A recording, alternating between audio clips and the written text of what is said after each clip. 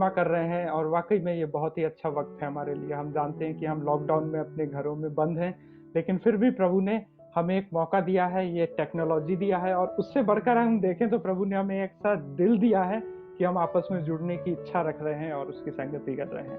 तो इन सब चीज़ के लिए वाक़ई में मैं प्रभु का धन्यवाद कहूँगा और इस चीज़ के लिए भी प्रभु का धन्यवाद देना चाहूँगा कि प्रभु ने मुझे एक मौका दिया है और ये बहुत ही एक सौभाग्य है मेरा कि मैं प्रभु के वचन को आप सबके सामने प्रचार कर रहा हूँ और वाक़ई में इस चीज़ के लिए मैं प्रभु को धन्यवाद करता हूँ कि प्रभु ने मेरे मन को और दिल को तैयार किया है इस चीज़ के लिए। और ये बहुत ही अच्छा एक वक़्त है और वाक़ई में भाई सज्जू का भी धन्यवाद, उन्होंने वर्शिप में हमें लीड किया और वाक़ई में वो भजन बहुत ही इस तरीके से क्लियर थे जो हमको लगातार तेरी आराधना करूँ और वो बहुत-बहुत साफ तौर पे हमें प्रभु की आराधना महिमा के लिए उत्साहित कर रहे थे। मैं आपको बताना चाहूँगा कि इन दिनों में जो खासकर गैदरिंग का जो एक तरीका है वचन को पेश करने का, वो इन दिनों में एक्सपोजिटरी प्रीचिंग को करते हैं। अगर हिंदी में देखें तो उसको बोलते हैं अर्थ प्रकाशक। शायद ये और ज़्यादा कठिन हो गया। मीन्स हम लोग बाइबल के किसी एक टॉपिक के ऊपर प्रचार ना करके बल्कि हम बाइबल के एक वचन के भाग को लेते हैं और वो वचन का भाग किस कॉन्टेक्स्ट में लिखा गया है, किन लोगों के लिए लिखा गया है और किस उद्देश्य के साथ लिखा गया है, इस चीज़ को ध्यान में रखते हुए वो वचन आज के दिन में हमारे जीवन में किस तरीके से हमें उत्साहित कर रहा है प्रभु में आगे बढ़ने के लिए, उस चीज़ को एक अर्थ के रूप में बताने के लिए एक प्रयास है गैदरिंग का और वाक़ई में इस एक्सपोजिटरी प्रीचिंग के द्वारा प्रभु हमें बहुत सिखा रहे हैं। और इन दिनों में जो एक्सपोजिटरी प्रीचिंग का जो भाग गैदरिंग ने उठाया है वो है पहला यूहन्ना की पत्री, दूसरा यूहन्ना और तीसरा यूहन्ना। और उस टॉपिक का नाम दिया है विश्वास भरी दोस्ती, कि हम किस तरीके से विश्वास के साथ परमेश्वर के साथ जुड़ें, परमेश्वर के साथ एक रिश्ता रखें। और दोस्ती की शुरुआत विश्वास से होती है, परमेश्वर से होती है, तो वो एक रिश्ता हमें हमारे पर्सनल लाइफ में, हमें हमारे परिवार के साथ, हमारे मित्रों के साथ, हमारे आसपास के लोगों के साथ हर कहीं वो हमें दिखाई देगा और हमें एक बेहतर बनने के लिए हमें मदद करेगा और खासकर परमेश्वर के साथ जुड़ने के लिए मदद करेगा। इन सारी चीज़ों को पहला यूहन्ना, दूसरा यूहन्ना और तीसरा यूहन्ना में हम ज़्यादातर अध्ययन करने की कोशिश कर रहे हैं। तो इस चीज़ के लिए भी बहुत ज़्यादा हम लोग खुश हैं और वाक़ई में मेरे लिए मैं पर्सनली इस चीज़ को मानता हूँ कि ये प्रीचिंग बहुत ही ज़्यादा हम सब के लिए एक आशीष का कारण बनी है। और पिछले सप्ताह भाई सज्जू ने एक वचन को प्रचार किया था जो कि था पहला यूहन्ना 4 अध्याय उसका 7 से 12 और उसको एक टॉपिक दिया था कि प्रेम की ज़रूरत। और थोड़ा-सा मैं बताना चाहूँगा कि उसमें खास जो उन्होंने पॉइंट कवर किए थे उनमें था कि प्रेम हमारी पहचान है, प्रेम ही हमारी मुक्ति का कारण है एंड थर्ड पॉइंट था उनका कि प्रेम ही हमारा मकसद है। और परमेश्वर के प्रेम के बारे में उन्होंने बहुत ही अच्छी रीति से लास्ट संडे को बताया था और आज मैं उसको नहीं दोबारा रिपीट करूँगा, उसका कंटिन्यूएशन आगे इस वचन में हमें दिखाई देगा। और इसलिए आज का जो भाग हम पढ़ने जा रहे हैं वो है हमारे पास स्लाइड्स भी हैं उसकी, तो उसमें टॉपिक जो आज का वचन का पहला यूहन्ना 4 अध्याय उसका 13 से लेके 16 तक हम लोग अध्ययन करने जा रहे हैं और उसका नाम हमने दिया है परमेश्वर में बने रहो। हाँ, तो इस रीति से मैं उसको पढ़ना चाहूँगा। वहाँ पर हमारे पास नेक्स्ट स्लाइड में हमारे पास उस वचन को दोबारा से लिखा हुआ है और उस वचन को मैं पढ़ना चाहूँगा। हाँ। वचन इस प्रकार से है जो बहन शिल्पा ने भी हमारे लिए पढ़ा है। इसी से हम जानते हैं कि हम उसमें बने रहते हैं और वह हम में, क्योंकि उसने अपनी आत्मा में से हमें दिया है। और हमने देख भी लिया और गवाही देते हैं कि पिता ने पुत्र को जगत का उद्धारकर्ता करके भेजा है। जो कोई यह मान लेता है कि यीशु परमेश्वर का पुत्र है, परमेश्वर उसमें बना रहता है और वह परमेश्वर में। और जो प्रेम परमेश्वर हमसे रखता है उसको हम जान गए और हमें उसकी प्रतीति है। परमेश्वर प्रेम है, जो प्रेम में बना रहता है वह परमेश्वर में बना रहता है और परमेश्वर उसमें बना रहता है। आमीन। इस वचन को हम लोग आज के दिन में अध्ययन करने जा रहे हैं और जैसे कि शायद ये गैदरिंग का कल्चर बन गया है कि ज़्यादातर चीज़ों को हम 3-3 पॉइंट में बाँटते हैं। तो मैंने भी यहाँ पर 3 सवालों को लिखा है स्लाइड्स में, और उसके साथ में हम उनको 3 हिस्सों में बाँटा है और उस चीज़ को हम लोग प्रचार करेंगे। तो एक जो नेक्स्ट स्लाइड है उसमें परमेश्वर का आज के वचन के जो भाग के द्वारा जो हमें उत्तर हैं वो हमें मिलने वाले हैं, और उनमें से जो मैं उन 3 प्रश्नों को पढ़ूंगा और हम आशा करते हैं कि इन 3 प्रश्नों के उत्तर हमें इस प्रचार के अंत तक मिल जाएंगे। और उनमें से जो पहला प्रश्न है वह है कि परमेश्वर में बने रहने का क्या अर्थ है। जैसे कि आज का टॉपिक है ना, परमेश्वर में बने रहो। अगर हम इस टॉपिक को देखते हैं तो इसके लिए हमें जानना ये बहुत जरूरी है कि परमेश्वर में बने रहने का क्या अर्थ है, परमेश्वर में बने रहना क्यों जरूरी है। क्योंकि जब तक हमें किसी चीज की जरूरत महसूस नहीं होगी हम उस चीज को पाने की कोशिश या उसको जानने की कोशिश नहीं करेंगे। और तीसरा है कि हम परमेश्वर में कैसे बने रह सकते हैं।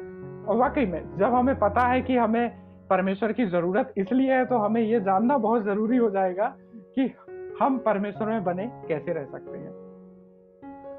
तो आइए हम पहले पॉइंट को देखते हैं। और पहला पॉइंट जो अगली स्लाइड में लिखा है, जो वचन 16 में लिखा हुआ है, मैं थोड़ा सा पीछे से स्टार्ट करना शुरू करूंगा। हम 13 से 16 पढ़ रहे हैं, मैं 16 और फिर ऐसे बैक करके चलूंगा। आई थिंक वो सीक्वेंस मुझे ज्यादा स्मूथ लगा और इसलिए मैंने उस सीक्वेंस को लिया है। तो वचन 16 इस प्रकार से कहता है, और जो प्रेम परमेश्वर हमसे रखता है उसको हम जान गए और हमें उसकी प्रतीति है। परमेश्वर प्रेम है, जो प्रेम में बना रहता है वह परमेश्वर में बना रहता है और परमेश्वर उसमें बना रहता है। तो पहला जो अगर हम जानेंगे परमेश्वर में बने रहने का क्या अर्थ है, पहला अर्थ है कि परमेश्वर के प्रेम में बना रहना का मतलब है परमेश्वर में बने रहना। और वाकई में इस चीज को मैं बहुत ही साफ तरीके से बोलना चाहूंगा। आप में से शायद कई लोग नए होंगे जिनको पता नहीं होगा बाइबल के और घटनाओं के बारे में। तो बाइबल में एक बहुत ही ज्यादा पॉपुलर घटना है और वो है सृष्टि की घटना, जब परमेश्वर ने सारी सृष्टि को रचा। और उस समय परमेश्वर ने इस संसार में सबसे पहले पुरुष और स्त्री को बनाया और उनको आदम और हव्वा करके नाम दिया और उनको अपने साथ उनसे प्रेम रखा और वो परमेश्वर के साथ बने हुए थे। लेकिन उस घटना में ये हमें दिखता है कि वो परमेश्वर के खिलाफ काम करते हैं, परमेश्वर की आज्ञा के खिलाफ काम करते हैं और परमेश्वर में बने नहीं रहते हैं, परमेश्वर से अलग हो जाते हैं। लेकिन यहाँ पर एक और हमें सपोर्टिंग वचन यूहन्ना 3 अध्याय उसका 16 वचन हमें कहता है। और यूहन्ना 3 अध्याय 16 वचन मैं बताना चाहूंगा, आप में से जितने भी लोग अगर पहली बार विश्वास किए हैं तो सबसे पहले आपका पास्टर या आपका जो भी आपको सिखाता है वो सबसे पहले शायद इन्हीं कुछ वचनों में से सिखाता है कि आप यूहन्ना 3 का 16 देखें। और उसमें इस प्रकार से लिखा हुआ है, क्योंकि परमेश्वर ने जगत से ऐसा प्रेम रखा कि उसने अपना इकलौता पुत्र, अर्थात इकलौता पुत्र कौन, यीशु मसीह को हमारे लिए दे दिया, ताकि जो कोई उस पर विश्वास करे वह नाश ना हो परंतु अनंत जीवन पाए। और वहां से परमेश्वर ने, जैसे हम आदम और हव्वा के बारे में देखते हैं कि वो परमेश्वर में बने नहीं रहे, लेकिन फिर भी परमेश्वर उनसे प्रेम रखा, परमेश्वर ने उनको नहीं छोड़ा, परमेश्वर ने उनसे उस समय भी प्रेम रखा। और जो आदम और हव्वा ने पाप किया तो वो पूरी मनुष्य जाति के लिए पाप गिना गया और वहां से पूरी मनुष्य जाति के लिए एक पाप की शुरुआत हुई। लेकिन परमेश्वर ने मनुष्य जाति से फिर भी प्रेम रखा और उस प्रेम के खातिर वचन हमसे कहता है कि उसने अपने इकलौते पुत्र यीशु मसीह को दे दिया। और ये वाकई में मेरे प्रियो बहुत ही एक खूबसूरत और सुंदर बात है कि हमें पता लगता है कि परमेश्वर हमसे बहुत ज्यादा प्रेम करता है और हम परमेश्वर से उसके बदले में एक रिस्पॉन्स के तौर पे प्रेम करते हैं, तो हम परमेश्वर में बने रहते हैं। इसकी एक अगले स्लाइड में मैंने एक छोटा सा डायग्राम बनाया और उससे मैं शायद थोड़ा सा बने रहने के विषय में थोड़ा सा और समझाने की कोशिश करूंगा और मैं जल्दी से इसको बताना चाहूंगा। तो बने रहने के लिए हमारे लिए क्या जरूरी है, प्रेम रखना जरूरी है। और प्रेम रखने के लिए हमें एक दूसरे के बारे में जानना जरूरी है। ये कनेक्टिंग है थोड़ा सा। और मैं इसके लिए एक छोटा-सा घटना बताना चाहूँगा अपनी लाइफ़ की। और जैसे कि आप में से ज़्यादातर लोग जानते हैं कि पिछले साल मैं मेरी एंगेजमेंट हुई और मैं एक रिलेशन में हूँ इन दिनों में। और ये मेरे लिए बहुत ही एक अच्छा एक्सपीरियंस तब रहा और अभी भी है। और उन सब बातों में मैं इस चीज़ को बताना चाहूँगा कि हमारा जो एक कल्चर था उसमें अरेंज मैरिज में थोड़ा-सा ज़्यादा क्रिटिकल है। उसमें लड़का-लड़की को वहाँ जाता है, चाय पीता है, देखता है, बात करता है और जाके बताता था हाँ, मुझे पसंद है। एंड देन ये सेम सिचुएशन मेरे पास थी। और मैं अपने घरवालों से बोल रहा था, एक बार चाय पी के देख के मैं कैसे डिसाइड कर लूँगा कि इस एक व्यक्ति से मैं प्रेम रखता हूँ और इसके साथ मैं लाइफ़ शेयर कर पाऊँगा। ये मेरे लिए बहुत मुश्किल है। और मैंने गैदरिंग के यहाँ पर कई लोग हैं जिनसे बहुत ज़्यादा मैंने सलाह ली। उन्होंने मेरे लिए प्रार्थना किया, मुझे अच्छी सलाह दी और कई सारी अच्छी बुक्स को उन्होंने मुझे रिकमेंड किया जिनको मैंने रिलेशनशिप के बारे में पढ़ा। और प्रभु ने मेरे मन को तैयार किया। और मैंने अपने घरवालों से बोला कि मैं रिलेशन के लिए तैयार हूँ, बट मुझे टाइम चाहिए। जब तक मैं उस व्यक्ति को जान नहीं लूँगा, पहचान नहीं लूँगा, मैं उससे प्रेम नहीं कर पाऊँगा। और अगर उससे प्रेम नहीं रख पाऊँगा तो फिर मैं उसके साथ बना नहीं रह पाऊँगा। और वो एक चीज़ मैंने फैमिली को अपने बताया और वो इस पे रेडी हुए। और वाक़ई में मैं इस चीज़ को बहुत ही कॉन्फिडेंटली बोलता हूँ कि स्टार्टिंग में हम दोनों एक-दूसरे के लिए बहुत ज़्यादा स्ट्रेंज थे। हमें पता नहीं था हमारी लाइफ़ का डायरेक्शन क्या होगा। बट हमने समय बिताया, बात किया, हमने प्रार्थना किया, वचन को पढ़ा साथ में। और जितना हम एक-दूसरे को जानते रहे, उस जानने के द्वारा उतना ज़्यादा हम दोनों के बीच में एक बॉन्डिंग, एक इमोशनल बॉन्डिंग, एक कनेक्शन एस्टेब्लिश होने लगा। और वो बॉन्डिंग एक एक पॉइंट ऐसा आया कि हम दोनों इतने ज़्यादा कॉन्फिडेंट थे प्रभु की ओर से कि हम दोनों ने एक दूसरे को ये डिक्लेयर किया कि मैं आपके साथ लाइफ पार्टनर बनने के लिए मैं तैयार हूँ। मैं आपके साथ बना रह सकता हूँ पूरा लाइफ भर। ये कॉन्फिडेंस, तो मैं इसको बताना चाहूँगा कि ये कॉन्फिडेंस कैसे आया कि जब हमने एक दूसरे को जाना और जानने के बाद हमने एक बॉन्डिंग हुई और उसके बाद हम लोगों में ये बने रहने का एक कॉन्फिडेंस आया।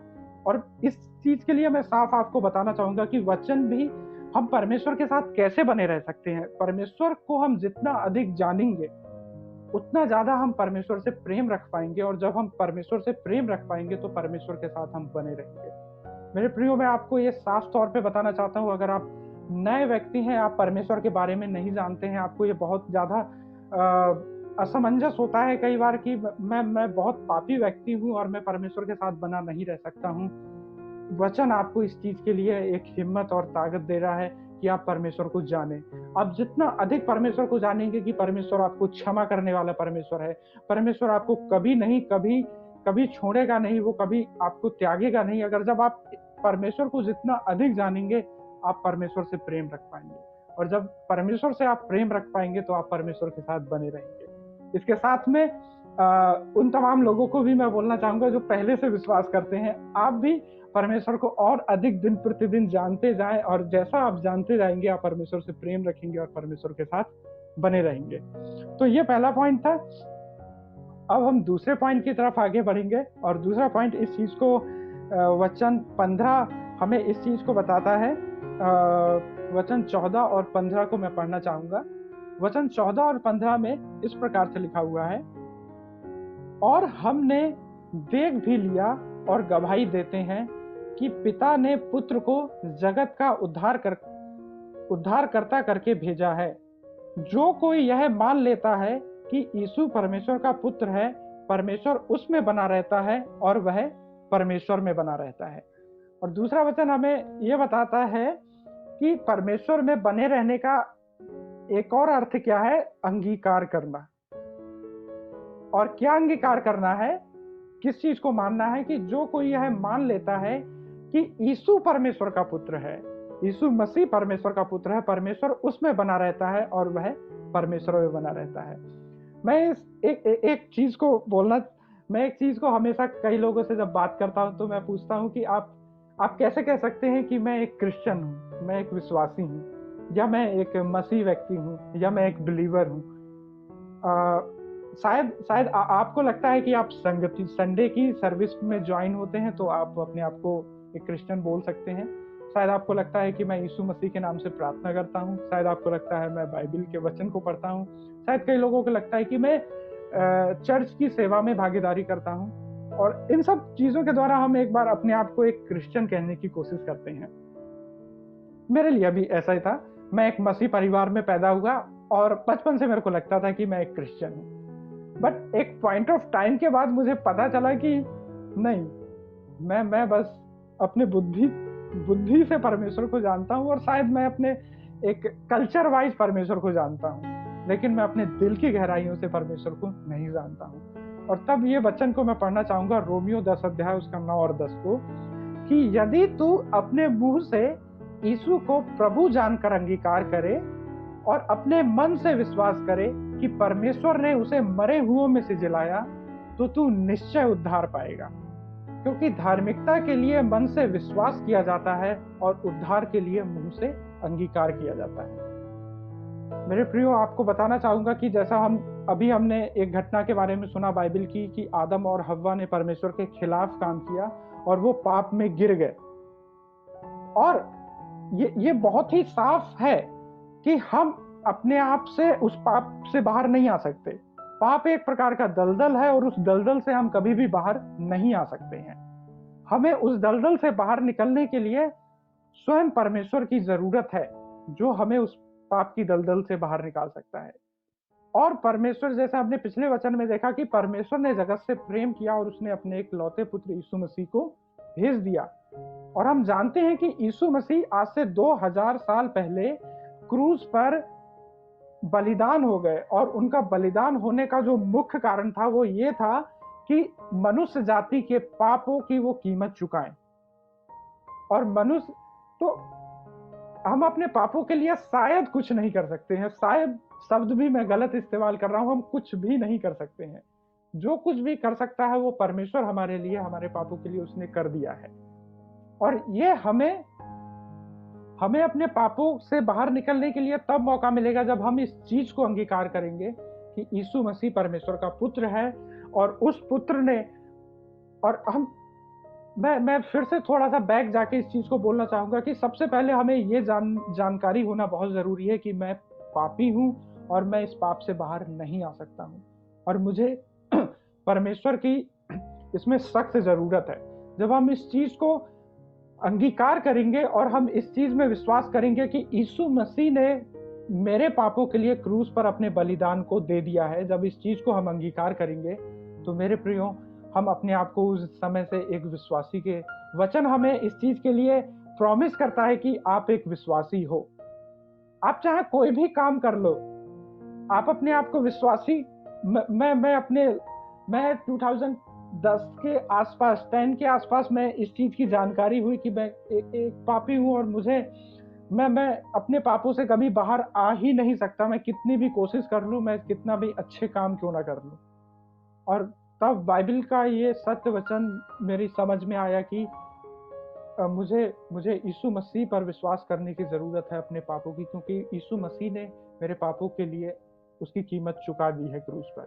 और जब मैंने इस चीज को अंगीकार किया, मैं कॉन्फिडेंस हो गया कि यीशु मसीह मेरा उद्धार करता है, और मैं अब से अपने आप को एक विश्वासी के तौर पे जानता हूँ।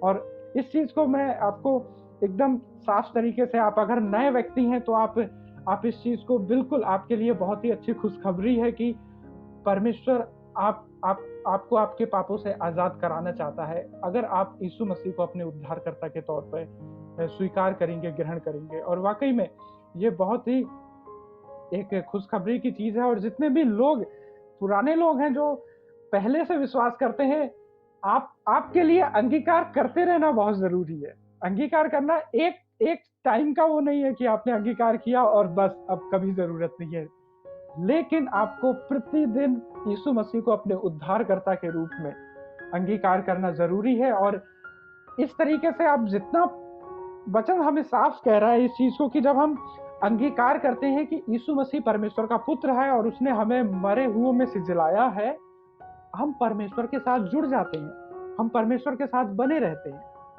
और चाहे हम अपने लाइफ के किसी भी मोड़ में पाप में गिर जाएं, लेकिन हम यीशु मसीह के पास दोबारा से अपने पश्चातापी मन के साथ आते हैं, हम दोबारा से परमेश्वर के साथ बन जाते हैं और जुड़े रहते हैं। और इसलिए अंगीकार करना परमेश्वर में बने रहने का एक बहुत ही अच्छा कारण है और बहुत ही अच्छा एक तरीका है कि हम कभी भी इस चीज को, अपने पापों को अंगीकार करने से ना शर्माए। हम परमेश्वर के सामने आए, हम बेझिझक, परमेश्वर ने हमसे प्रेम रखा है और हमारे लिए अपने पुत्र यीशु मसीह को बलिदान कर दिया है।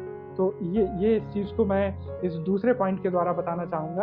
और तीसरे पॉइंट को जो मैं पढ़ना चाहूंगा वो वचन बोलता है, तीसरे पॉइंट जो 13वां वचन इस चीज को बताता है कि इसी से हम जानते हैं कि हम उसमें बने रहते हैं और वह हम में, क्योंकि उसने अपनी आत्मा में से हमें दिया है।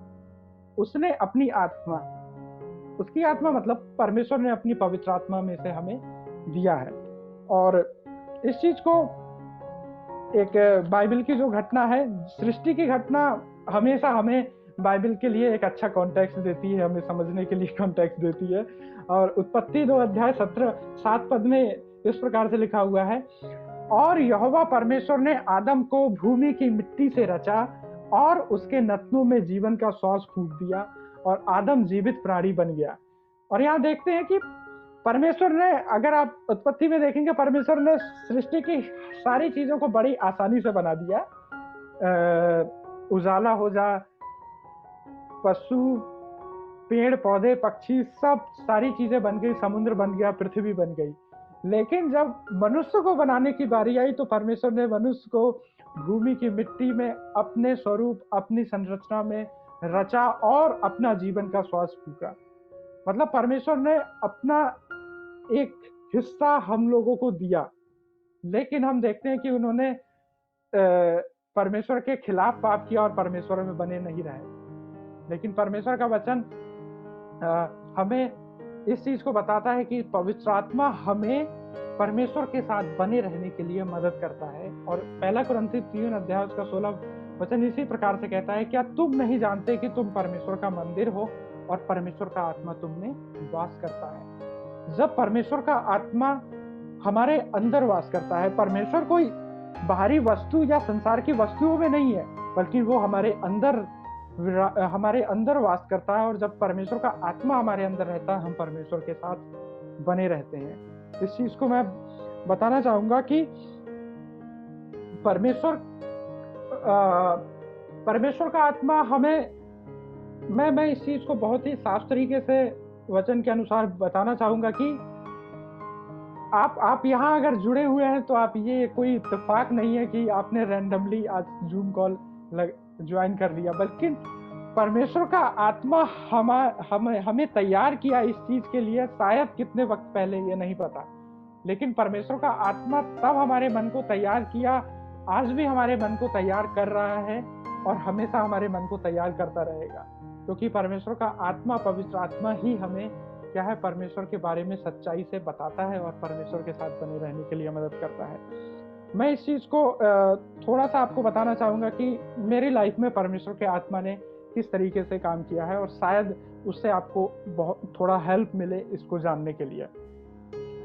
तो मैं करीब 2 साल पहले, जब मैं कॉलेज में था और मेरा इंजीनियरिंग का लास्ट ईयर चल रहा था, और उस समय बहुत सारी कंपनियां इंटरव्यू के लिए आ रही थी, और इंटरव्यू में एक कंपनी आई, मैं फेल हुआ, दूसरी फेल हुआ, ऐसे करते करते 10 कंपनियां में मैं रिजेक्ट हो गया।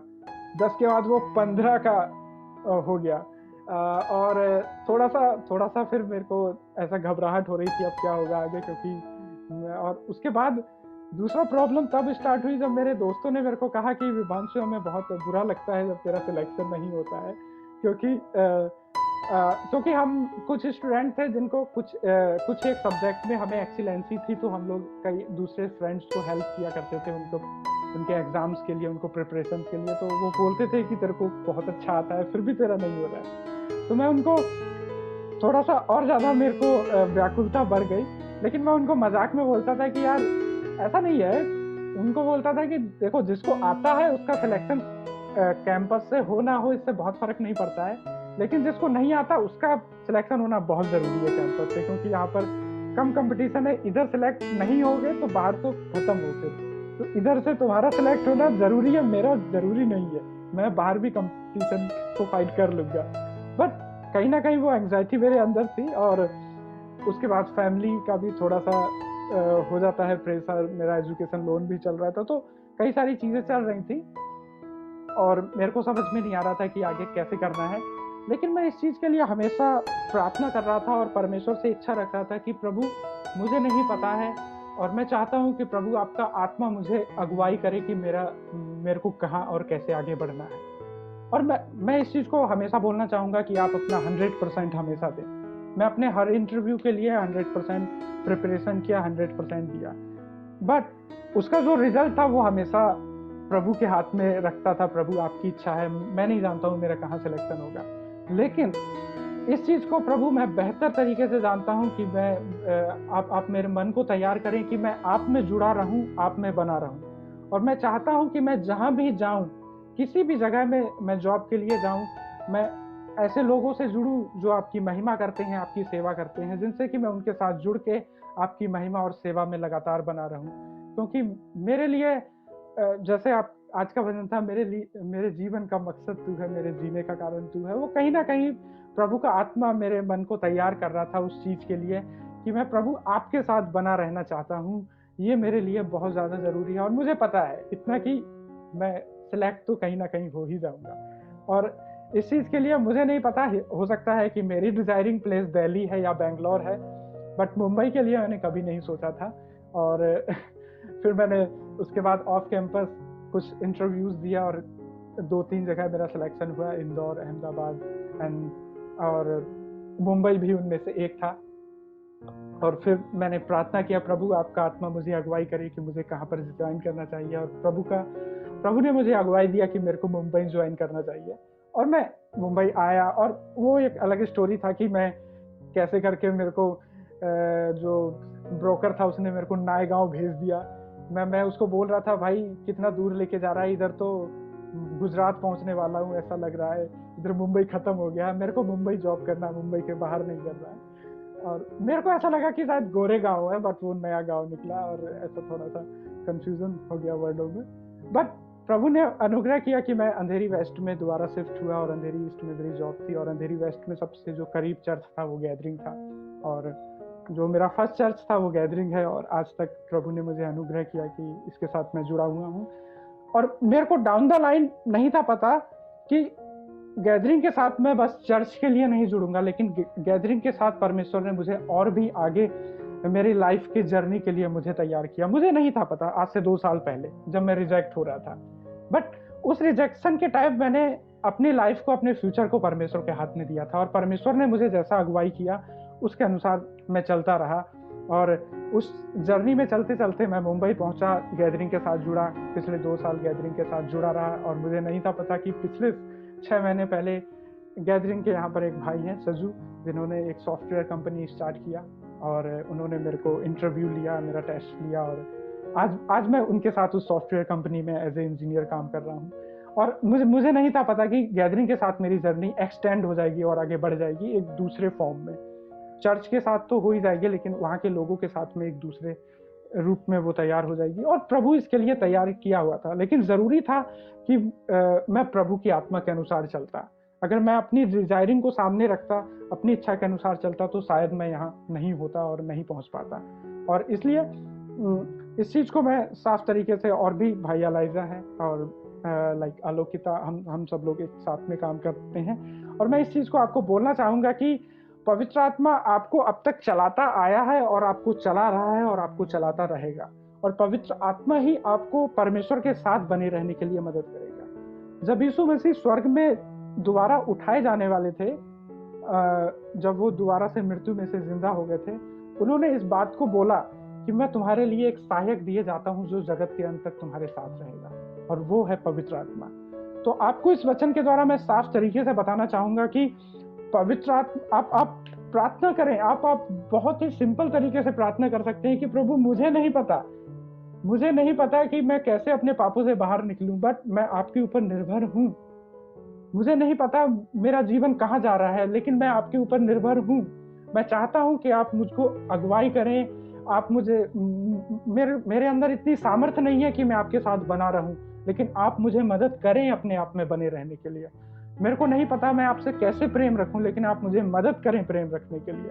जब आप अपने दिल को खोलकर परमेश्वर के सामने आएँगे, पवित्र आत्मा आपको बिल्कुल अगुवाई करेगा, बिल्कुल आपको मदद करेगा।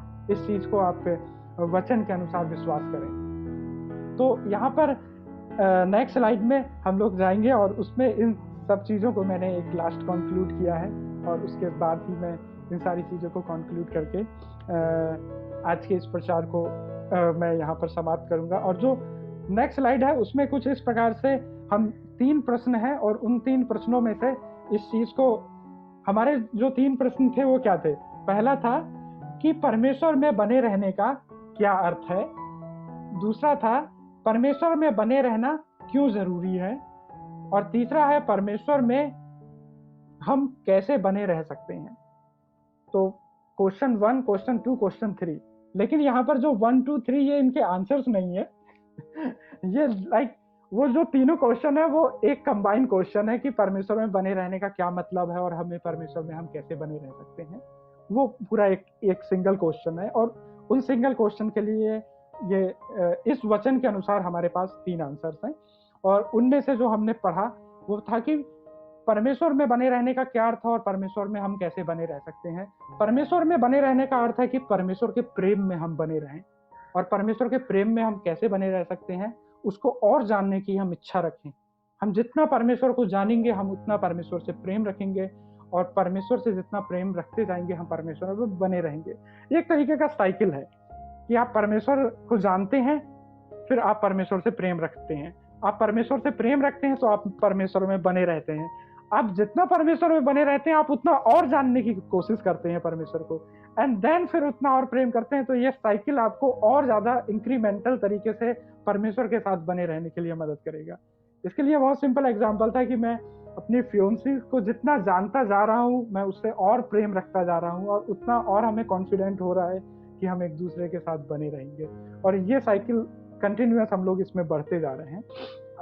सेकंड जो था कि परमेश्वर में बने रहने का क्या अर्थ है और परमेश्वर में कैसे बने रह सकते हैं, हम अंगीकार करें कि यीशु मसीह आप अंगीकार करें कि यीशु मसीह आपके उद्धार करता है। जब आप अंगीकार करते हैं कि यीशु मसीह ने आपको पापों में से बाहर निकाला है, आपके पापों की कीमत चुकाई है और यीशु मसीह के द्वारा आपको उद्धार मिला है, तब आप परमेश्वर के साथ जुड़ जाते हैं, परमेश्वर के साथ बने रहते हैं। और ये बने रहना आपको और ज्यादा आपके पापों की जानकारी देता है और आप परमेश्वर के साथ और ज्यादा अंगीकार करते हैं और ज्यादा बने रहते हैं। तो ये भी एक साइकिल में हम बढ़ते चले जाते हैं। तीसरा है कि परमेश्वर में बने रहने का क्या अर्थ है या हम उसमें कैसे बने रह सकते हैं। हम पवित्र आत्मा की सहभागिता में बने रहें, पवित्र आत्मा के साथ बने रहें। इस चीज को साफ तरीके से वचन हमें बताता है कि हमने परमेश्वर को नहीं चुना बल्कि परमेश्वर ने हमको चुना है। अगर आप यहाँ पर आज हैं तो आपने चॉइस नहीं किया बल्कि परमेश्वर ने आपके लिए आज का दिन तैयार किया था कि आप ये सारी चीजें सुने। और अगर आप ये सुन रहे हैं तो परमेश्वर आपको मदद करेगा कि आप इन सब चीजों को समझें और विश्वास करें। और जिस तरीके से आप आगे बढ़ेंगे तो परमेश्वर ही आपको मदद करेगा अपने आप में आगे बढ़ने के लिए। इसलिए पवित्र आत्मा हमें हमेशा मदद करेगा परमेश्वर के साथ बने रहने के लिए। और पवित्र आत्मा से आप बिल्कुल भी ना शर्माए। आपके मन में जैसा भी पाप है आप खुल के परमेश्वर के सामने अंगीकार करें, उसके लिए क्षमा मांगें और विश्वास करें कि परमेश्वर ने आपके पापों के लिए उसकी कीमत चुका दी है। पवित्र आत्मा आपको शांति देगा, आपके मन में तसल्ली देगा इस चीज के लिए, और आपको हिम्मत और ढांढस देगा कि परमेश्वर ने आपको अपने राज्य के लिए चुन लिया है, आपको अपना बेटा और बेटी के होने के लिए चुन लिया है। तो इस तरीके से इन तीन इस वचन के भाग के द्वारा हम इन 3 तरीकों से जानते हैं कि हम परमेश्वर के साथ कैसे बने रह सकते हैं और परमेश्वर में बने रहने का क्या अर्थ है। और वाकई में परमेश्वर, मैं इस चीज के लिए विश्वास करता हूं कि परमेश्वर ने आपको इन वचनों के द्वारा समझने और परमेश्वर से और भी बने रहने के लिए आपको लगातार मदद करेंगे। और वाकई में प्रभु का बहुत ही धन्यवाद है। और प्रभु आज के वचन के